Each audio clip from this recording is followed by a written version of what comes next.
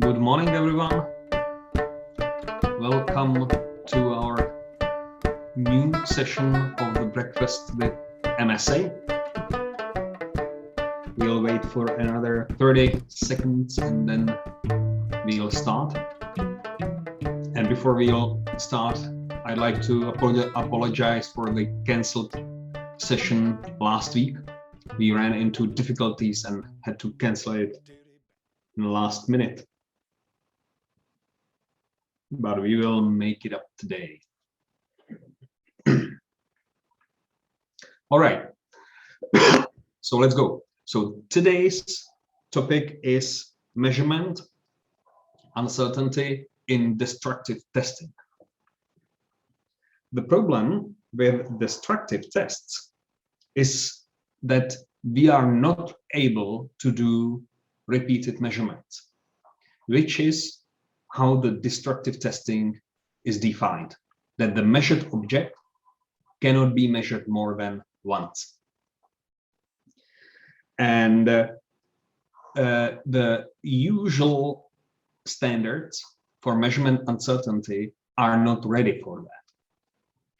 We cannot use them exactly as they are meant, as they are written.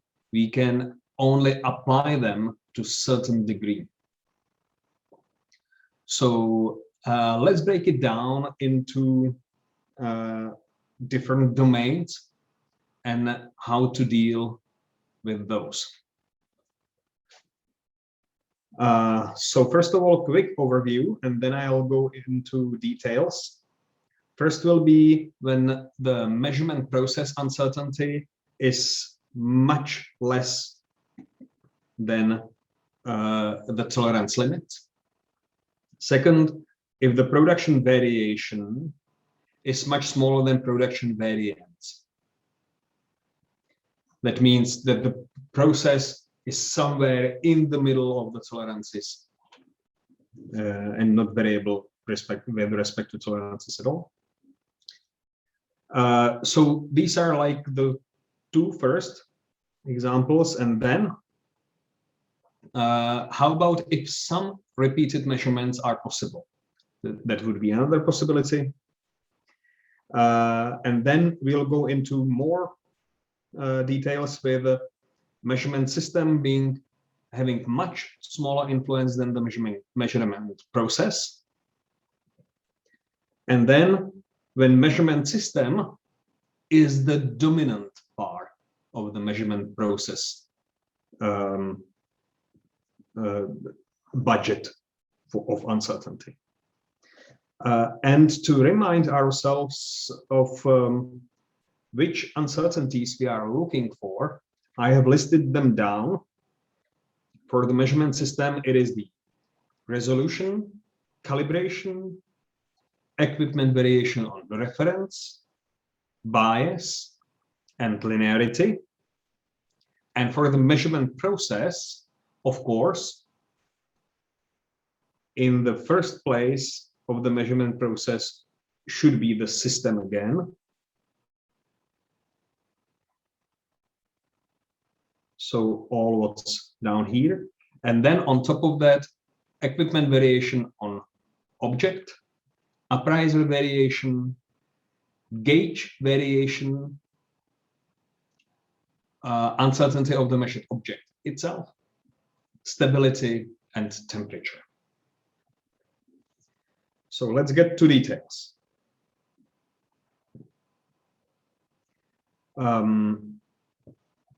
When some repeated measurements are possible, then of course you would go for repeated measurements. And what that means?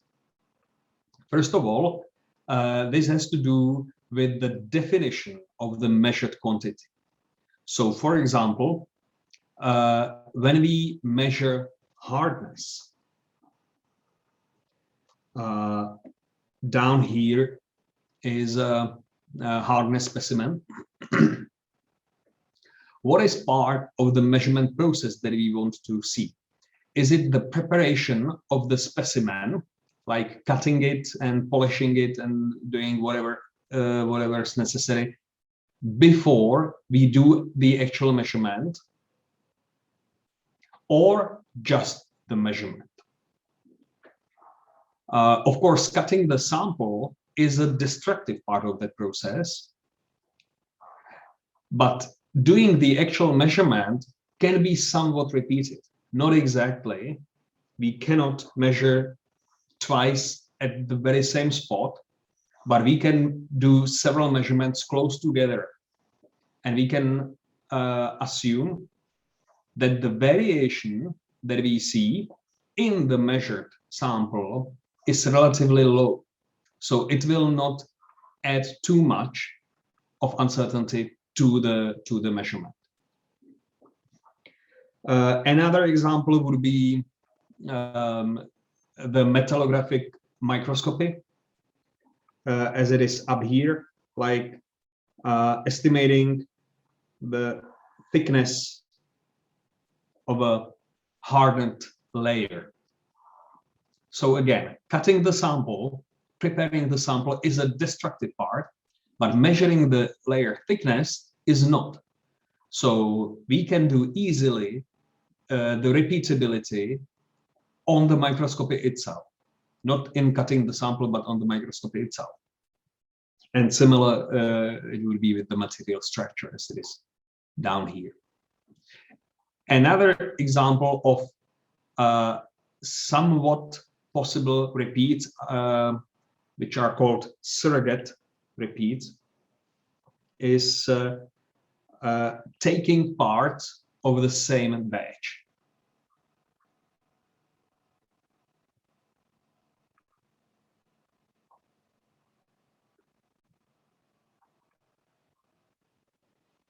Parts from one batch.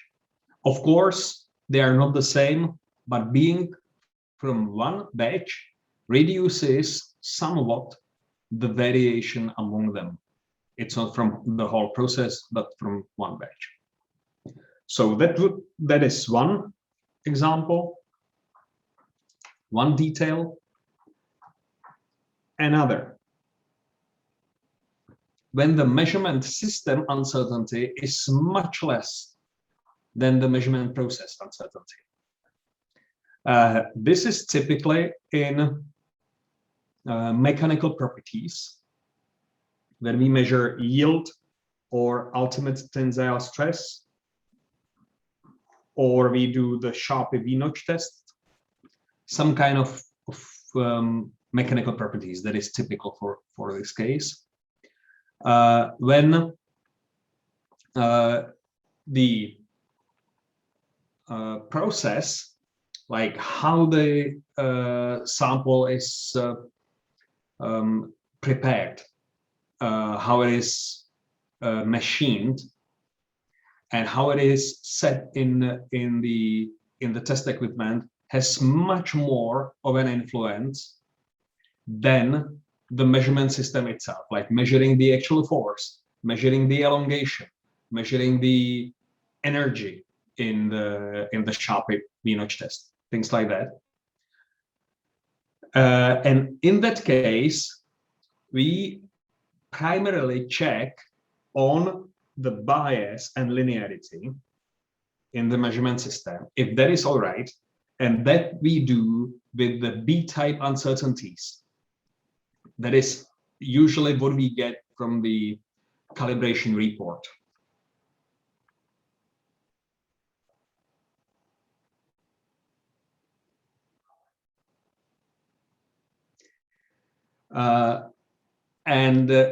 We know that the system cannot be really separated in this case from the process, but that's all right. Let's see that the calibration report more or less yields all these system uncertainties negligible. And in that case, if the whole process is all right, when the CP/CPK of the final quantity, let's say the ultimate tensile stress, is low enough, then we would assume that the measurement process QMP is also all right. It's not really exact, but it's the best we can do unless we go for very detailed metrological analysis. So that this case, another case, when it is vice versa, when the measurement system is a dominant part of all the uncertainty budget, when the measurement system is much more than the measurement process without the measuring system. And this is typical for tests like time to failure or reliability tests.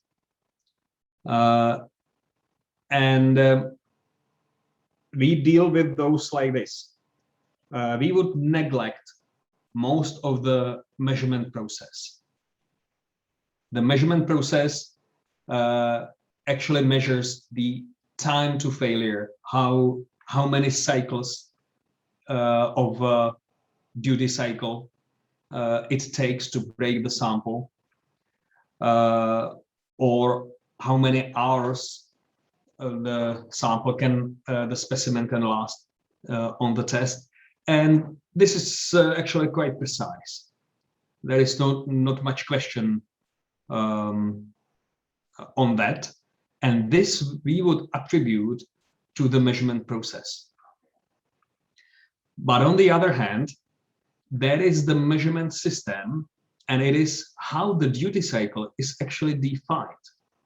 In a usual measuring devices like calipers, this would be part of calibration, something what the device by nature has with itself. And typically, in the time to failure tests, there is some duty cycle, like that the sample would go for, let's say, this profile in pressure and this profile in temperature simultaneously. And this would define one cycle. And the big question, the $1 million question in reliability testing is what this one cycle actually represents.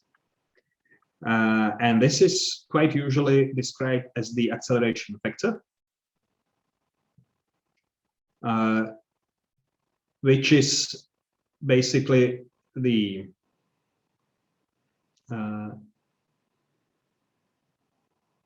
damage, let's call it damage per cycle in test over damage per cycle in customer usage. And this basically means if the acceleration factor is 10, then 10 hours on the customer side can be achieved within 1 hour on the test bench. Or if we work with cycles, 10 hours of the customer usage can be achieved in one cycle of the testing period. And we need to treat this acceleration factor. Let's say this acceleration factor is 10 plus minus how much. And this plus minus, and it can be quite big, let's say 2.5. This is the dominant part of the measurement uncertainty. And this belongs to the measurement system. So this is a little specialty for this part when the measurement system is really a dominant part of the overall uncertainty. And in many of the cases, when we are breaking this down, like we observe this measurement system, or we make some assumption about the measurement system or the measurement process, we enter it as the B-type uncertainties. These are uncertainties that are not really coming from the from experiments, which frankly are the repeated experiments in measurement uncertainty, and are entered as the uncertainty. So I'd like to ask Martin to walk us through how the B-type uncertainties are dealt with in Yarvin.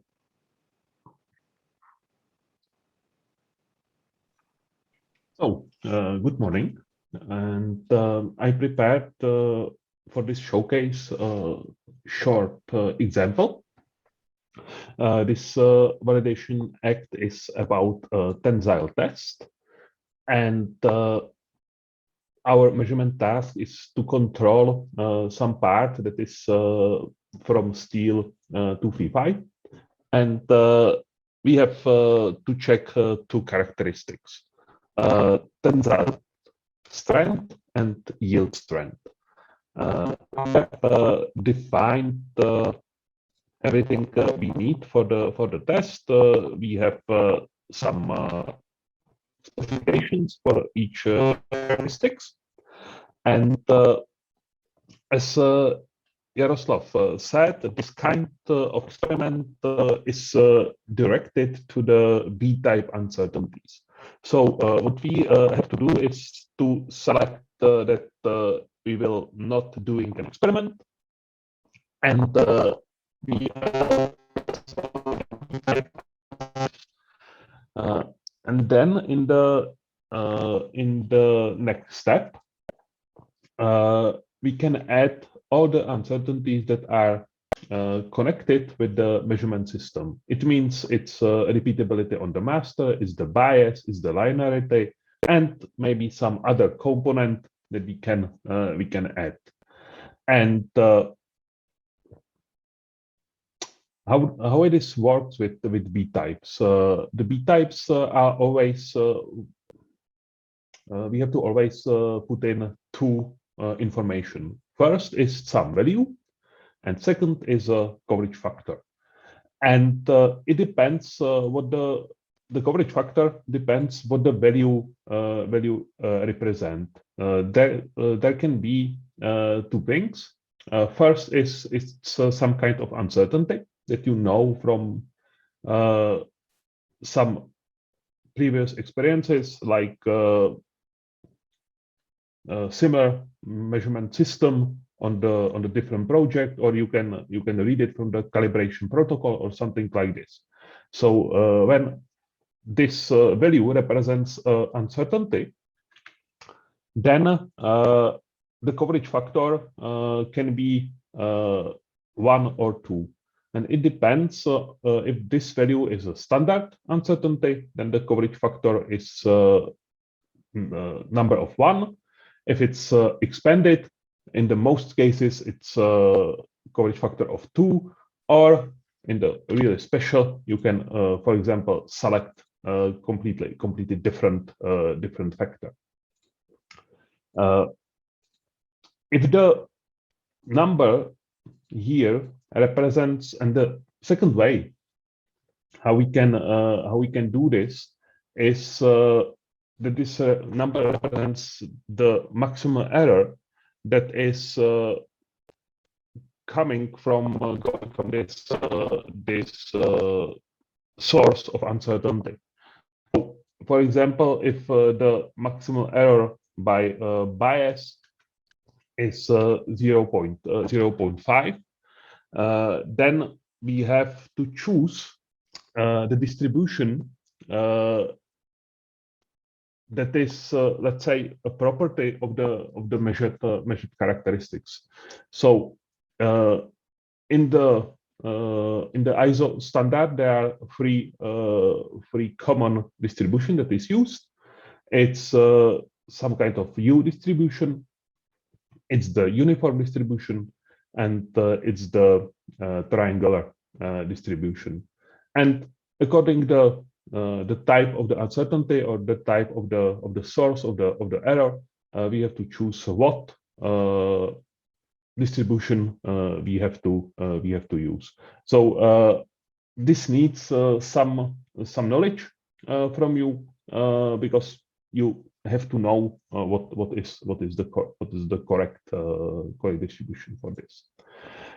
So, for example, for the bias, it is the uniform distribution, and we can make easier for us. We can copy all these numbers for all characteristics.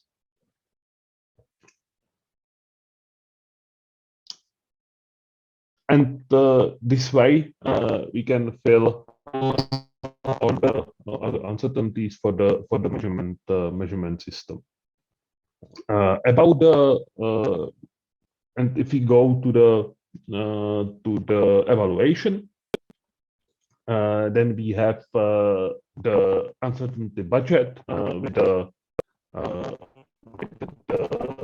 standard uncertainty measurement system, and then it's calculated QMS, what is the basic indicator from the ISO standard for uncertainties.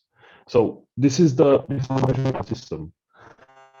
If we go to the measurement process, it works same way. First, we have to choose that we have no experiment, and then in the next step, we have all the uncertainties that are commonly used for this kind of evaluations. So we have repeatability on workpiece, reproducibility of operator, of the measurement system, inhomogeneity of measurement part, some temperature, stability, and so on. And in here, it works same way. You need value and you need a coverage factor. So I will add some numbers just to have the evaluation. And in the final evaluation, the final result, then we have the complete uncertainty measurement system and from the measurement process. So how it works with B-type uncertainties. You need to know what the value is and what the value represents. If the value is some kind of uncertainty, the coverage factor is from the normal distribution, 1, 2, or 3. It depends if it's standard uncertainty or expanded uncertainty. And if the value represents some kind of maximum error, that is from this specific source, then the coverage factor is according to the distribution, U distribution, uniform distribution, or triangular distribution. So this is how the B-type uncertainties works in Yarvin. And now we go back to Jaroslav for the calculations. Thank you very much.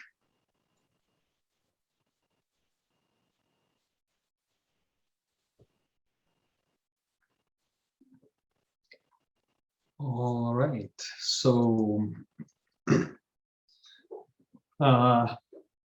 so now I'd like to make a recap of what we've just said in a form of making the decision chart.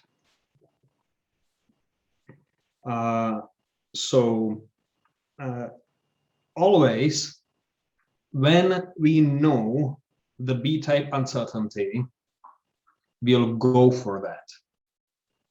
And we'll work with the B-type. Of course, it depends on how well we know it.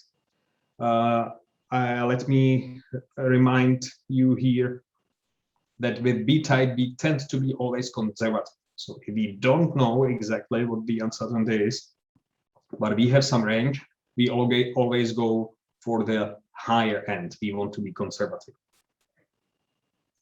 And if we find out that the measurement process indicator, the QMP, is less than 30%, then we know the measurement system is all right. If it is more than 30%, we know it's not all right, except for some conservativeness in our assumption. So that would be the first case. If we don't know the B-type uncertainties, we should look whether the surrogate repeats are possible. And if they are, we'll work with the surrogate repeats. We'll collect more variation in those repeats than is the actual equipment variation on object or equipment variation on reference.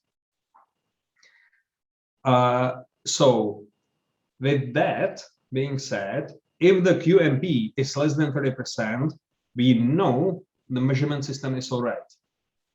If it is more than 30%, then we don't really know.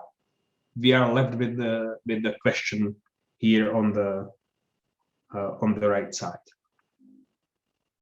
All right, when the repeats, the surrogate repeats, are not possible, then we still may be able to say that the measurement system is a dominant part of the measurement process.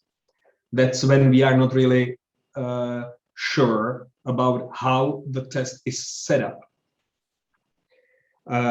So we'll take the B uncertainties from the calibration report or the B uncertainties from how the test was derived, like I have shown on the example of the acceleration factor, and we will use that and we will neglect the measurement process. And in that case, if the QMP is more than 30%, we know the test is not all right. We know this right part. If it is less than 30%, then most likely it is okay, but that is the problem of the measurement process neglect. So make sure that in this case, the measurement process contribution is really negligible, that the time to failure which is measured is really measured precisely, the number of cycles. There usually is no problem with that. But if there is, I don't know, let's say dispute on what actually is the failure and how long it took to achieve it, then this can be with a question mark. And if all that fails, then the only option we are left with is to do a detailed metrology analysis. This is something you may need to ask help with from, let's say, external party or the measurement system producer or wherever, and analyze the measurement system to its individual parts and treat the measured quantity as an indirect measurement from what is in there. So you would go for sensors, what type of sensors is used there, if they are calibrated, what is the B-type uncertainty from the calibration reports, and then how this signal from these gauges is treated to get to the final results. And then, of course, adding the uncertainties of the measurement process. So you would end up with a bunch of B-type uncertainties from usually from different quantities than the one which is measured. So you would need to build up an equation of the final measured quantity and go with usually Monte Carlo or something like that. And this is the solid way to do that. That's the ultimate way to do that. And when you do that, you really have a decisive answer. If the QMP is less than 30%, it's all right. When it is more than 30%, we know it's not all right. Okay, it's 8 o'clock. We don't seem to have questions or anything in the chat. If you have questions or comments, please send it to us and we'll address it in one of our future sessions. And with that, I thank you very much for joining us this morning, and I'm looking forward to seeing you next time.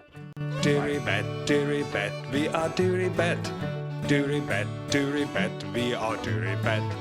Do-re-bet, we are do-re-bet. We are do-re-bet.